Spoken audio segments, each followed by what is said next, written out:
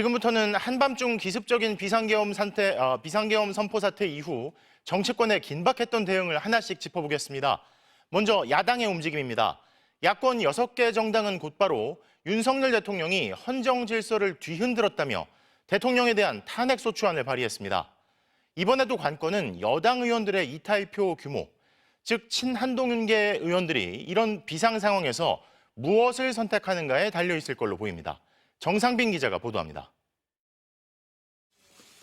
더불어민주당, 조국혁신당 등 야권 6개 정당이 함께 윤석열 대통령에 대한 탄핵소추안을 발의했습니다. 비상계엄 선포에 충격이 컸던 만큼 탄핵에 부정적이었던 개혁신당까지 입장을 180도 바꿔 동참했습니다. 위헌적이고 위법한 계엄과 그 과정에서 있었던 내란 행위에 대해서 도저히 이대로 묵과할 수 없다라고 생각했고, 헌법을 준수하고 수호할 책무가 있는 대통령이 오히려 헌법과 법률을 광범위하고 중대하게 위배했다고 이유를 설명했습니다.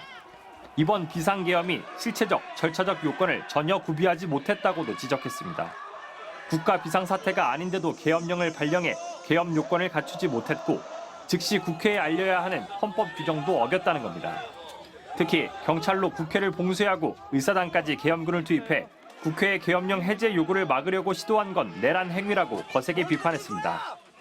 야당은 윤석열 대통령이 자신과 가족에 대한 진상조사와 특검이 임박하자 이를 피하려고 계엄령을 발령한 것이라고 지적했습니다.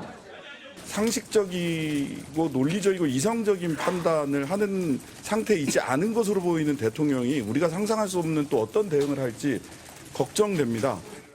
민주당은 계엄령을 직접 건의한 김용현 국방부 장관에 대한 탄핵소추안도 함께 발의했습니다. 탄핵소추안은 발의된 뒤 바로 다음 국회 본회의에 보고되며 이어 24시간 이후 72시간 이내에 표결에 붙일 수 있습니다. 야권은 5일 0시가 지나자마자 바로 본회의를 열고 탄핵소추안을 보고한 뒤 빠르면 6일 즉각 표결하기로 했습니다. 윤 대통령이 다른 행동에 나설 수 없게 최대한 빨리 직무를 정지시키겠다는 겁니다. 관건은 여당 국민의힘의 이탈표 규모입니다.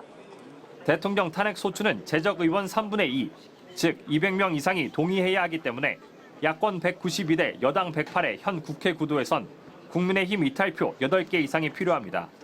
앞서 비상계엄 해제 요구안 표결에는 국민의힘에서 친한동훈계 의원 18명이 찬성표를 던졌습니다. MBC 뉴스 정상빈입니다.